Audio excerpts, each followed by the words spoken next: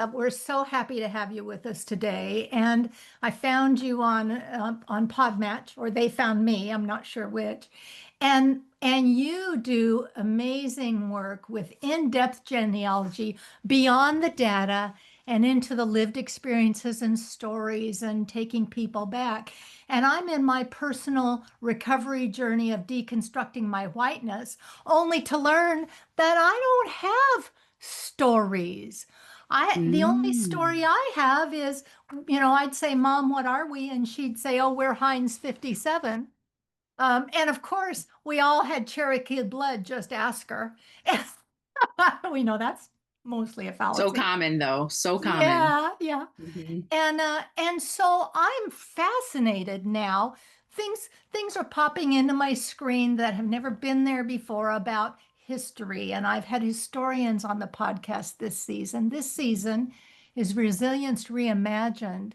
And in order for me to reimagine what my tribal knowledge, what my DNA is carrying, I don't know the first place to begin to go look. Yes, That's what we ma'am. do. Tell me all about it. I'm an avid listener at this point. Yeah, I think first, thank you for having me. And I think one of the things that happens with a lot of people is, especially for white people, and so my disclaimer, I'm biracial, so I'm half white, half black. So I understand and have experienced certain things because of that unique lens from which I see the world. Um, so on my mom's side, we were always just really told we're German, we're German, we're German. Well, we're that and some other things, but I know for so many people, this idea of just sort of leaving behind your ethnic cultural heritage and becoming American or white in the United States really removed a lot of people from knowing really who they are beyond this is our country of origin, or, we're going to sort of claim these pieces without really having them have a cultural specific tie to us, right? So when you would hear things like, I'm Heinz 57, you're a little bit of this, a little bit of that, a little bit of something else. Well, what does that mean? Are those cultures that have been brought forward? Do you have any foods? Do you have any traditions that have made it all the way through? And for a lot of people, they don't, especially for white people, because Yeah. the goal was to become American. And so we are. We are. We Yeah. are. We are not only am I white privileged American, but I have had no concept of my history or anybody else's. Mhm. And in my little white perfect bubble of be still, be quiet, and don't make waves, go along to get along, I never asked, didn't know the questions to ask, didn't know what I didn't know. And now the more the more our culture tries to cover the history, the deeper I dig. Exactly, because there's a reason they're trying to cover it, right? Because it's Yes. there. But I think, another question you asked earlier, sort of like, how do I even get started with something like this? And I think there's a couple answers. One is you can always take a DNA test. Mhm. What that will tell you is sort of who you are, but not really. So, like my DNA test or my mom's sisters, they're similar. But even my mom, two of her sisters, and her brother have all DNA tested, and their ethnicity results aren't identical. They're similar. The big ones are the same. German is there, so we're good. Our German is German, but even then, just getting a title of a possible country of origin that doesn't necessarily give you anything, Mhm. right? It now says, okay, I'm a little German, I'm a little Czech, I'm a little Swiss. What does that mean? Like, how does that make me feel any closer to those people, to those places? And that for me is where genealogy has so much potential and power, is taking it from just being like these countries over there that I don't really know anything about to who were the people who came from those places?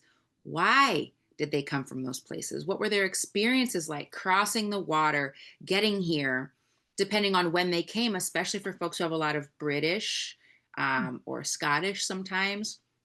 They may have been some of those early waves that came. And then what happened when they got here? Did they participate as enslavers? Did they benefit from the forced migration of Native people? Right. So it's like, even once you learn those countries, it's like, what were those stories? And how do those affect who I became today? Because there's a thread that goes all the way through, right?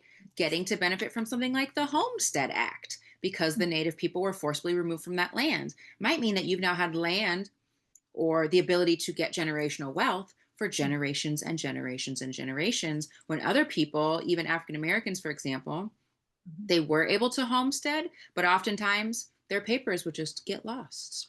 Yeah. Or there's no more land in this area, right? So there were things that kept them from that. So just Mhm. starting to really learn how those stories impacted your ancestors. And then to your point about learning that history, how that even comes forward to today. Mhm. Can you give me a slice of your personal experience? We have biracial children in our family, and I'm curious, when you went through your personal journey, what did that what learning or gifting did that bring forward for you? I love how you phrased that. For me, I was really fortunate. So from the time I was born, my parents made it very clear, you are the best of both worlds. You are a bridge. You are sort of this translator to two different worlds, and just embrace all of who you are. No, the world might not see you that way, but be confident in who you are within yourself, to know that no matter what comes at you from the world, you know who you are. And I feel fortunate because that's not the experience of everybody who's biracial. Yes. Um, with that gift and privilege that I received, I was able to, when I started doing my genealogy, which I started high school, early college, I was pretty young in the genealogy world anyway. Um, the first thing I encountered was just how lopsided my tree was, right? So on my white mom's side, my tree is huge. I know all of her siblings. I know my grandparents. My grandpa wrote a book called A Journal to My Children, where he had pictures and family stories about him, his siblings, his parents, his grandparents. We can go back to Michigan, to the land that's still in the family that my grandpa was born on, the house he Mhm. was born in. We can go back to the house his dad was born in. All of it's still in the family to this day. So I have this huge part of me, right? So that's a quarter of me. That's my grandpa, built out, beautiful. I can take you back to Germany. I We have family who's gone back to where our family's from in Germany. Um, on my dad's side, I know his mom. Well, she passed before I was born. Right. I knew his siblings. I have maybe one or two pictures of his mom, maybe one or two pictures of him when he's little. That's kind of it. That was it. That was the whole tree. We Uh-huh. had a sense of more, but I had to really build out, right? Because that's super lopsided. That doesn't make you feel like I No. totally can see who I am and what my past was. But again, having that strength in me already to say, okay, well, even though my tree's not the same, I still know who I am. Yeah. But again, for a lot of people, that feeling, that lopsided, even historically feeling, is very strong. Right. And it was for me too, just this idea of, how do I even this out? If I never have the same number of pictures from my dad's side as I have from my mom's side, if I never have the same depth of information, because I'm going to hit enslavement on my dad's side real fast. Right. And I did, but I was able to build it out right to enslavement and get a little bit onto the other side, which is, for African American genealogy, if you can say you found ancestors who were born in the early 1800s, you've done a lot. That's a huge accomplishment. And on my mom's side, that's nothing. That's nothing. That's Yeah. like, well, you hardly got anything accomplished. So even understanding what success looks like, Uh-huh. understanding that I am successful in this quest because I got to ancestors who were born in the early 1800s on my dad's side. On my mom's side, feeling successful when I'm finding ship manifests when folks cross the water, Mhm. understanding their stories and their journeys before they came to the United States. Mhm. So just understanding that, but knowing it's a different journey. Genealogy is a completely different journey when you're not just researching I would say Western European ancestors. Eastern Right. gets a little bit more complicated, but if you have Western European ancestors, that's the easiest genealogy to do. I'll use easy in quotes, but yeah. Okay. Okay. Hmm. So I have noticed, that in history, like I did a something on the Underground Railroad here. And I live in Nowhere, New Hampshire, and in Nowhere, New Hampshire turned out to be a hub of the Underground Railroad, but nobody knew it for 100 years because they erased all of that from the Hmm. state records, all of it. Yes. Yes. And so you couldn't even trace what were the women positions during the movement because they were erased from history. They were only as they were connected to their husband, the governor, who happened to have the way station across the border from. It was like, so when you take that to slavery and that ancestry history, what happened to those records? So, what I always tell people, whether they are white, whether they are black, whether they have any connection to enslavement possibly in their tree, Yeah. the white ancestors are holding the records. Ah, Whether you are white or not, yes. that's where the records live. Because at some point, if family members were enslaved, Yeah. they were property, their records are property records. Right. So you have to be prepared to do, if you are African American researching your family, to do Right. double duty, to Right. research not only your own family, but the white families who lived in the area and try and make the connections. If Wow. you are white, I feel, I don't think people have a duty per se, but maybe the privilege, we could say, to be Mm. able to say, oh, here's a story. This will probably put it in context. Okay. A family friend had this old secretary desk, with the rolling top, those beautiful old desks in the family for generations, generations. And it got passed from person to person. It got passed to her brother. And her brother was just going to throw it out. And she said, well, can we at least open it? Like, let's open every single drawer. Let's make sure everything's taken care of inside of it. She opened it and she found slave inventories because they had just been written, because they were just, somebody was sitting at their desk and they Uh-huh. just stuck them in there and nobody had either ever opened it, pretended it wasn't there in quotes, right? Whatever Mhm. they did. And she took it upon herself, because she's a genealogist, to research all of the names of those enslaved people and try and piece their story back together. Now, those records might be the only record that exists showing, we'll say, Sarah and her daughters, Mary and Sue. That might be the only place they're listed as a family. And they're sitting in a secretary desk that never made it on ancestry.com. It's not in anybody's historical society. And there's a lot of stuff like that. There's a lot. Even, and not even just in the South, to your point of New Hampshire, there's Oh, this sort of preconceived notion that, oh, my family never touched the South, so that has nothing to do with us. But that's not true at all. no, no. In fact, this person who's a historian around here, and she's written 2 or 3 books, The Hidden History of New Hampshire, The Hidden History of Ooh, Vermont. Somebody at a house from the 1700s, built in the late 1600s, been in the family for eons. And this generation wanted, they just considered it 3 floors of hoarders. And they just wanted somebody to go through it. And they gave her permission to go through the basement. And oh my God, the things she found. And she is now doing a speaking circuit about this physician's assistant in the Civil War, wow. his diaries, his experiences, his treatments, all of that. It's amazing. And yes, and it's absolutely true. I'm from Las Vegas, where if anything's 50 years old, they implode it. We have no Hmm. history. Just like my life, there is no history beyond 1, 2 generations that matters. Yeah. Yeah. And here in New England, we go back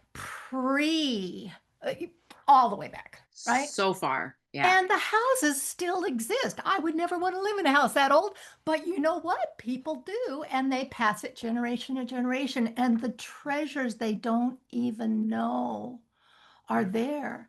And my Yeah. mom used to say, sooner or later, the truth will out.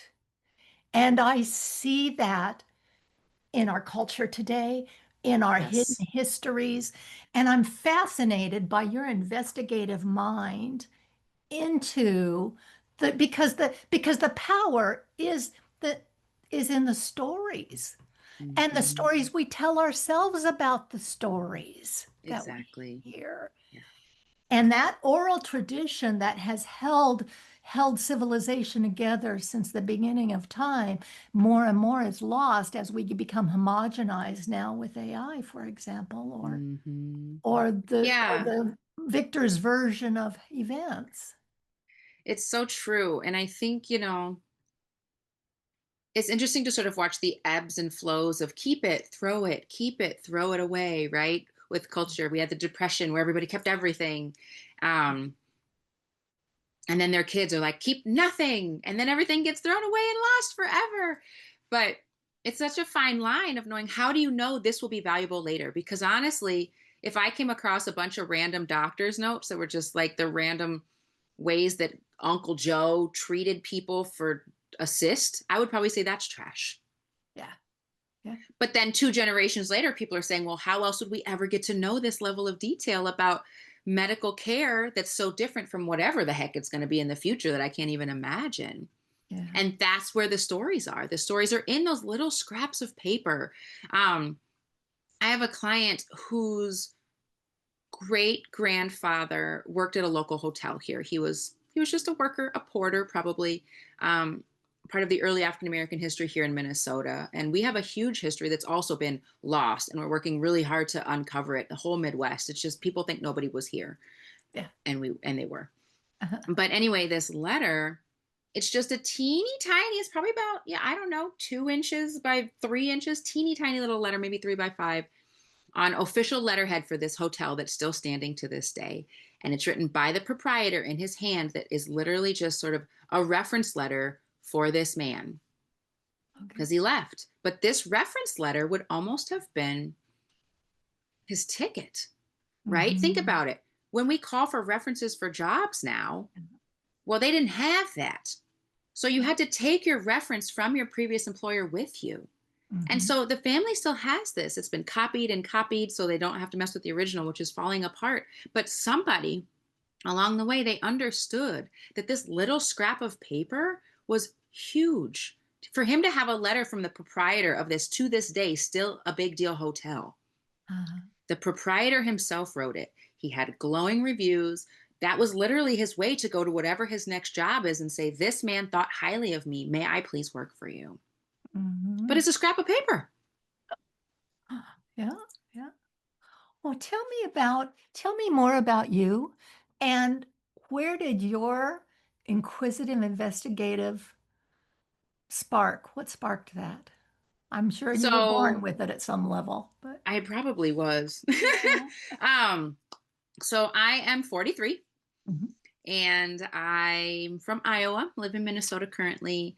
Yeah. I would say I've been doing this as a genealogist. I've been working professionally for about 10 years, full time. This is my only career for 2. Before that, Mhm. I was also a public artist, which is a completely different world. I do a lot of mosaics and textiles and photography and things like that. So I have art all over the place. But I always loved researching.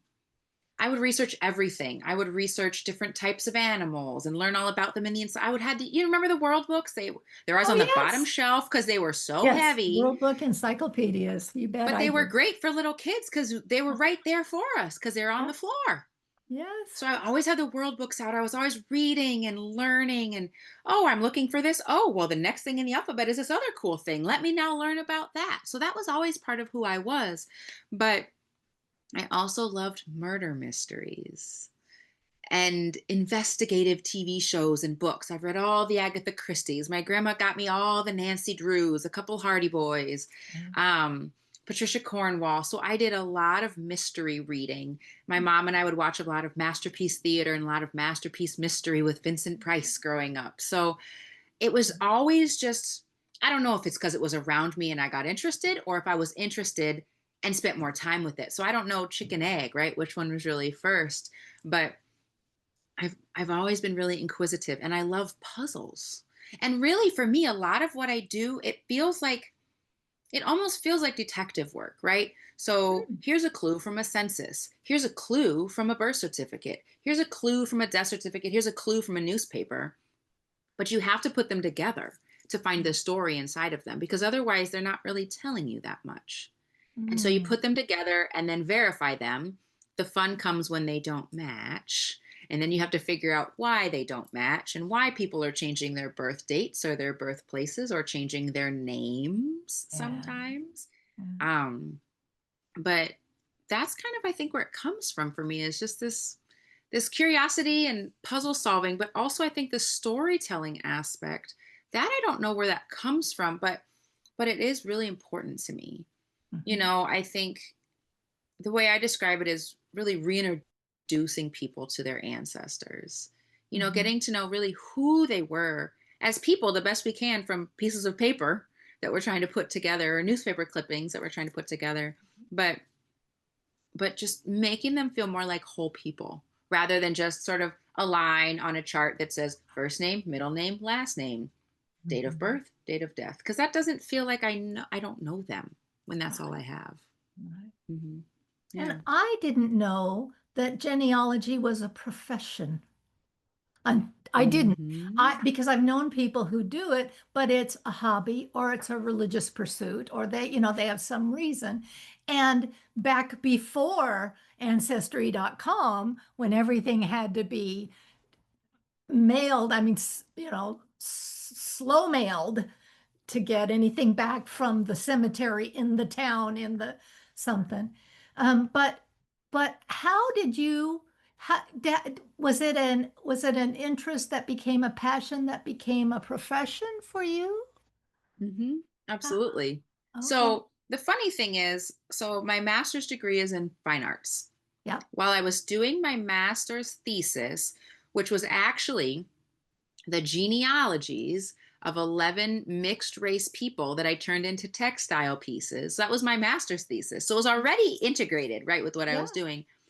Yeah. Um, that's the first time I'd done anybody else's genealogy. To your point, a lot of people do it as a hobby for Yeah. themselves. Right. I loved it.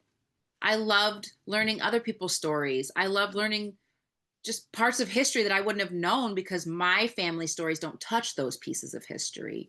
Like I said earlier about giving people back their ancestral stories and reintroducing them to their ancestors, that I felt proud to be able to do that for people. It felt really special to be able to give people back a piece of them. Sometimes that was felt like it was missing, right? To be able to really help people put back some family stories or understand some family traumas. That's been an accidental consequence. Right.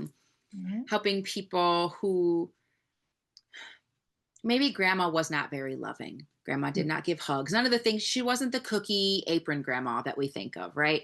Right. Um, but through some of my work, maybe I learned that grandma didn't grow up with her parents. She grew up Mhm. bouncing from relative to relative and didn't have a stable home environment. And maybe grandma was never taught how to love because she was in survival mode. When I'm able to show that to my client, then all of a sudden the distance and the sometimes even disdain that they felt for grandma because they weren't able to get from her what they needed turns Right. into loving compassion and understanding. Mhm. And then they understand, oh, okay, that's why grandma was how she is and that's why mom is how she is, and now I understand how I am because of this pattern of behavior that's gone on for generations or flip-flopped, right? Grandma was not loving so mom was too loving, and now sometimes it flip-flops around. Yeah. Um so while I was getting my art degree, like I said, that was my job. I was a public artist. I was a teaching artist. I have art all over the place. Um, I just kept doing this on the side Mhm. because those first 11 people that I did for my school project, they said, "Can you keep going?" I said, "Sure, sure. I'm enjoying this." And then I started taking classes and going to institutes and workshops and just learning and learning. And people started paying me to help them. And I realized I love this. Yes. This is really fun for me. It's interesting. It's healing for me. It's healing for my clients. Mhm. I want to do this more full time, which is why, like I said, I've been doing it, I would say professionally for pay for about 10 years since 2014, teaching classes, things like that. But the last 2 years are when I said, I want this to be what I do. And so that's when I'd already hung my shingle, but I took down my art shingle and made this one bigger. So it became my full time, which is funny to talk about, sort of this idea of being in your 40s.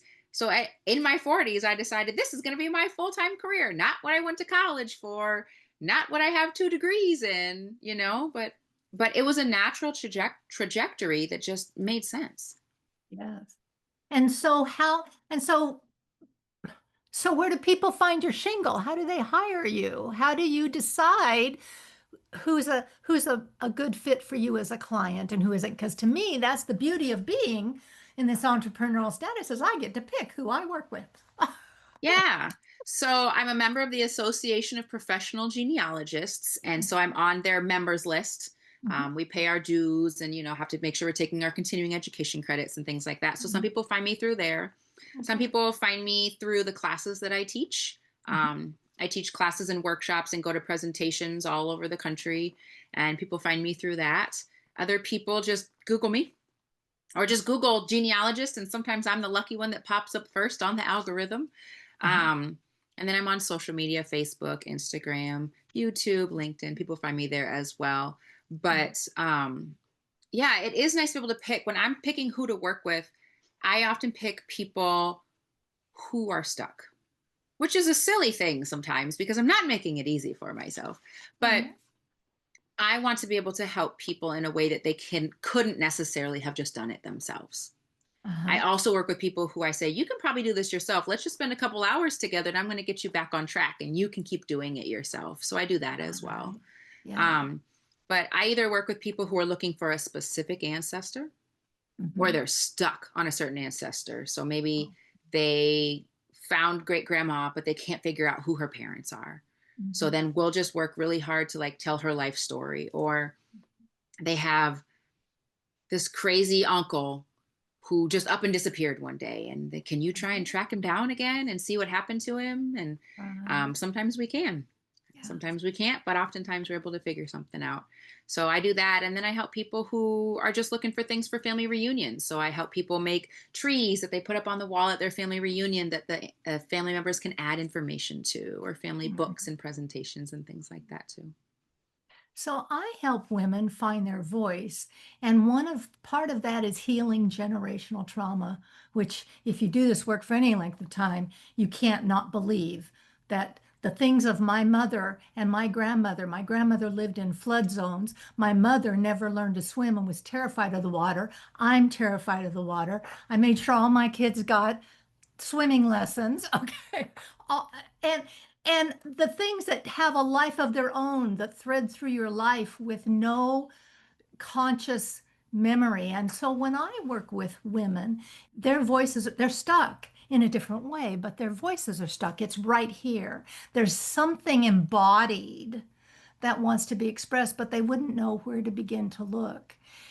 And so I'm listening to you and I'm thinking of myself and my clients, and I'm thinking for we white women who were so assimilated that we only know the story that the white men left us about us Mm-hmm. and the where to Mm-hmm. begin. Because in that generational history of grandma, who was whoever she was, I have grandma who might have been a spiritist and a church goer based on the little bit of family stories I remember, but nobody talks about because, Mm-hmm. right?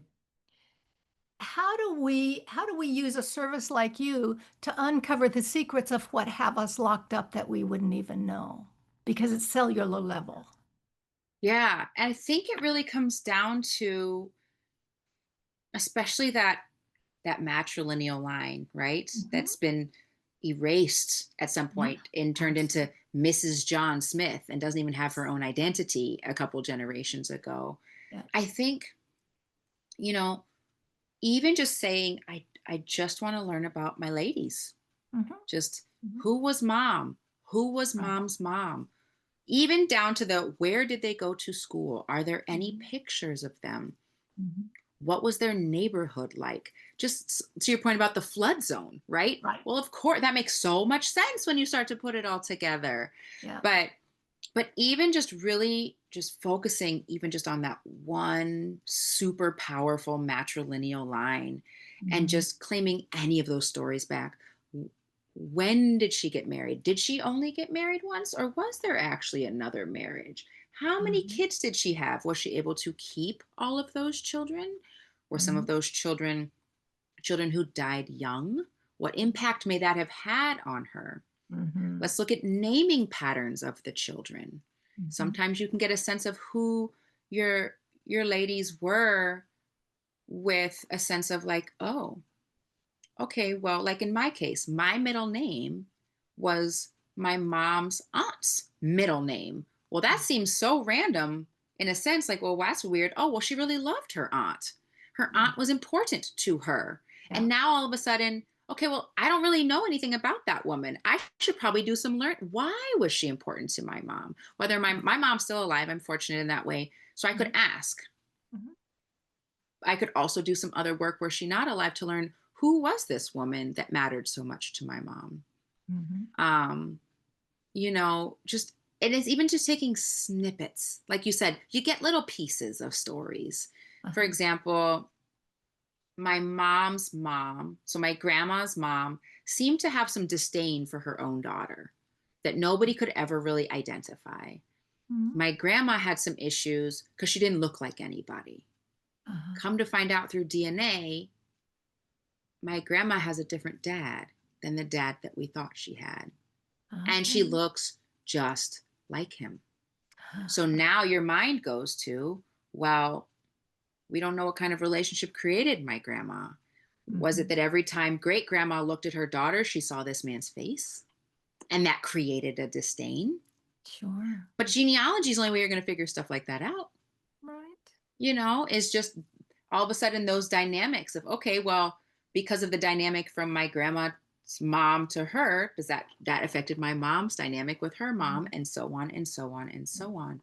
But just pulling any of the stories you can, and just continuing up that maternal line, just trying to, and I think even there's power in giving them back their names. Because, like I said, Mhm. so many women lost their names. They Right. became Mrs. Husband's name. Mhm. Yeah. And just even, and often I don't stick with just names, but even giving them back their names Mhm. is such a healing force, Yes, indeed. because you can start to see, like I said, these naming patterns. Like my grandma's name was Lucille. My daughter's middle name is Lucille. Like Mhm. we as women, we often lose our names, but we keep them in these Mhm. other ways. And Mhm. we take our siblings' names and we give them to our children. So Mhm. these names have a lot of power in our female line. And I don't even think that's talked about enough. It's Right. just that little thing and how healing that can be to learn some of those patterns. Well, and I listened to you talk about, getting the detail. And this is the second time that I've talked to somebody about deconstructing whiteness and the DNA test. And I figured the same thing about the DNA test, and that is that, it's going to tell me I'm, this, and this. And some of our family has done some of that work, so I have some idea. It's not going to get me, it's not going to get me where I feel drawn to go. But you have an interesting gift and creative slant. And as you're talking, I'm thinking, so would it be a fiction when you get the data and you go da, da, da, da, connect the dots? Or is it, the licensed autobiography that says, there's a little drama and for effect, there's a little connecting the dots, but basically this we think is the story. Yeah, And yeah, your artistic flair gets to live in through this work. I hmm, love that because I feel what it does for you. So it's a mutual give and receive yeah, that holds it for you and for people yeah. like me who would want to hire you. Yeah. Absolutely. It's so funny because I always tell my clients, like when we're done, I say, whether you work with me again or not, like keep me updated because I'm invested now. This is now my family too. Like I just went so deep And it's such a personal experience. You Yeah. have to be willing to, as a Mhm. client, be a little bit vulnerable with the stranger and say, Mhm. I'm going to tell you some stuff. Some of it might not be perfect. Some of it might be, well, I know there was a family on the side, or, well, Right. I know some. You have to be, Yeah. we as the professional genealogists, it has to be like a judgment free zone, you Mhm. know? Mhm. But also, I think one thing I just want all your listeners to know, because a lot of people have so much shame when they come to me. Uh-huh.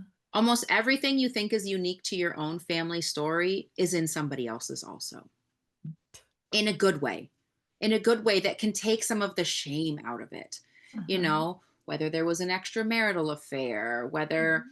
somebody had to make the choice to give up a child for adoption, whether we're on marriage number 5, or whether we're on parent number 5 with no marriages. It's Uh-huh. all been done before. It's all been done for generations and Mhm. generations and Yeah. generations. Um, and I think that takes some of that stigma away.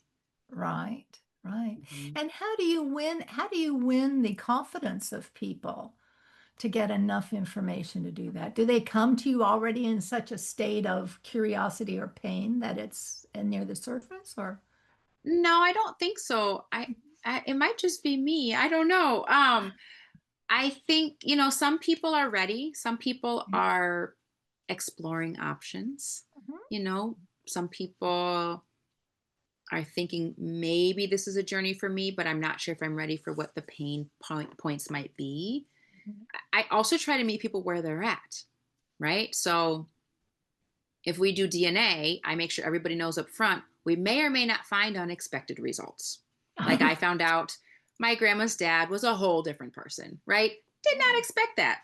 Um, but also being very upfront and saying, do you want to know? Because I don't have to tell you. Ooh. I will learn certain things. But Ooh. if you don't want to know, I'm not going to lie. I'm not going to Uh-huh. change anything. But if it doesn't have to do with our specific scope of work, Mm-hmm. I'm not going to bring that to you if it's too painful. Mm-hmm. I had a set of siblings with whom I was working, and we learned some things about their family. And I stopped everything and I said, I have information, but I hope that either you can all be on the same page when I share it. I gave them a little bit of context so they knew what it was, um, or figure out who would like to leave the call and who would like to stay, or if you as a family, because some of them cared to know it and some of them said, so and so is going to be turning over in their grave if we learn this information. I said, I'm holding it, but I'm not going to just give it to you if you are not prepared to receive it. Uh, So yeah, uh, because I'm not a psychologist. I don't, right. I don't know what that I'm is not, coming here. I don't want to put anybody in a situation that makes sort of their emotions go to a place that I am not capable of supporting them through. Yes. Yeah. It's good to know your boundaries. Yeah. So how do people Absolutely. hire you? How does that happen?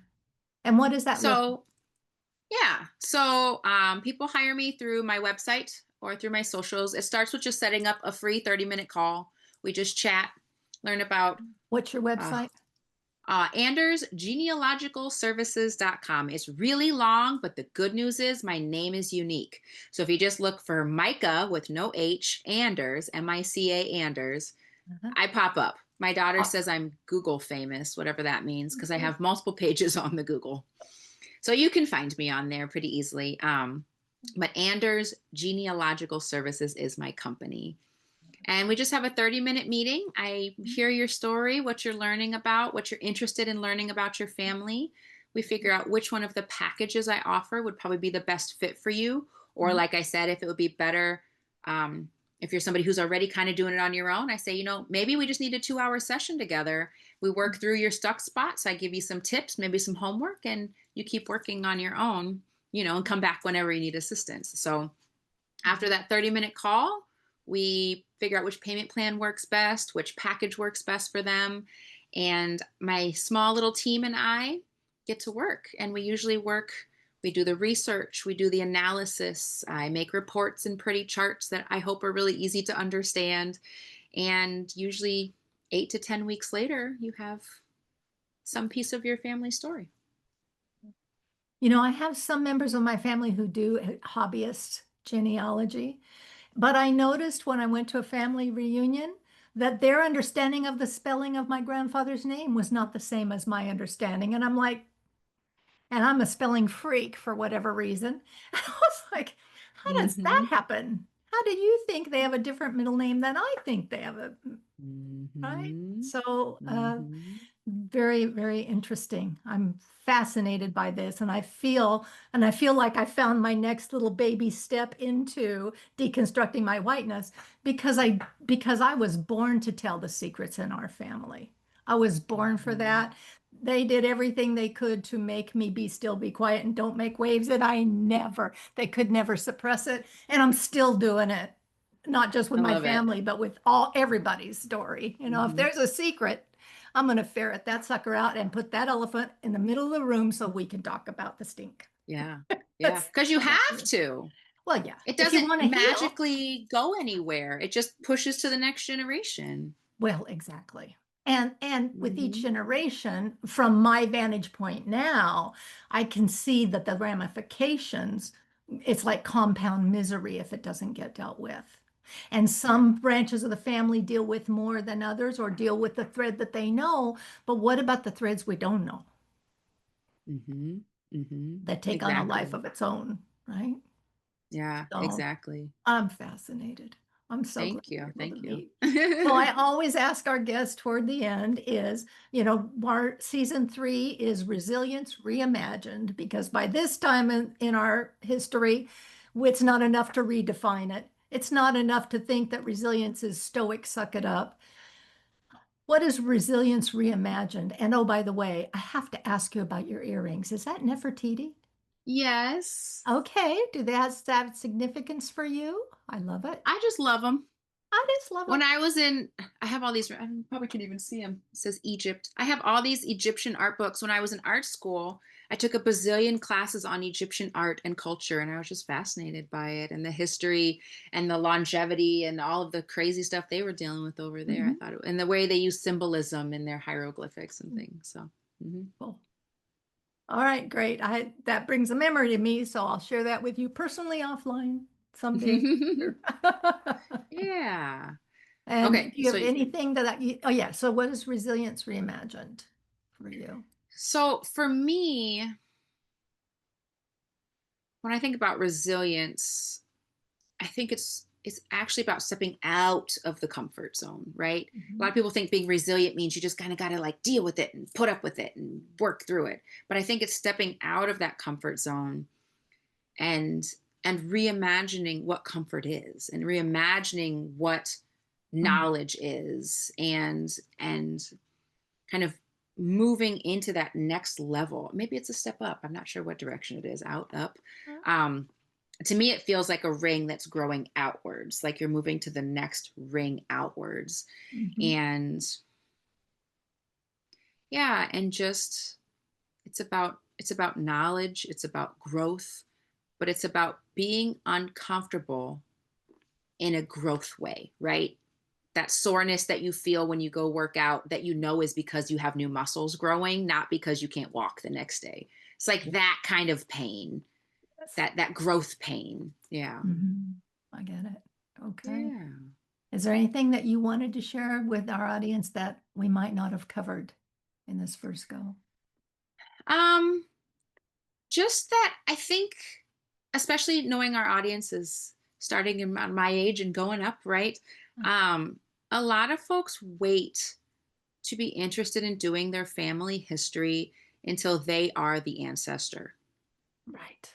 when they are grandmas and grandpas or whatever that would be if they Mhm. have children or Right. grandchildren, and they miss the opportunity to talk to the elders who they may have while they're still alive. The Mhm. number of people I talk to who say, I wish I would have asked, Yeah. I wish I would have listened and written Mhm. down. Mhm. um, so even if you're not interested yet, that's okay. Consider taking your phone with you and happening to turn on a record function when Mhm. conversations start. It doesn't need to be formal. It doesn't need to be even just face down with the record on. Yeah. You know, Sometimes our ancestors or our elders, I guess I would say, sometimes our elders, they share stuff that we're never going to hear them say again. And if you ask Mhm. directly, they might shut up and not ever say again. But if they've come to this space where they're willing to open up, let them keep going and record it. It doesn't Mhm. need to be a big deal. Just hit a record, put your phone face down, and let them talk. That's brilliant. That is brilliant. Thank you for your time, Micah. I've enjoyed Thank you it for so having me. much. Beautiful to meet you. Thank you. You as well.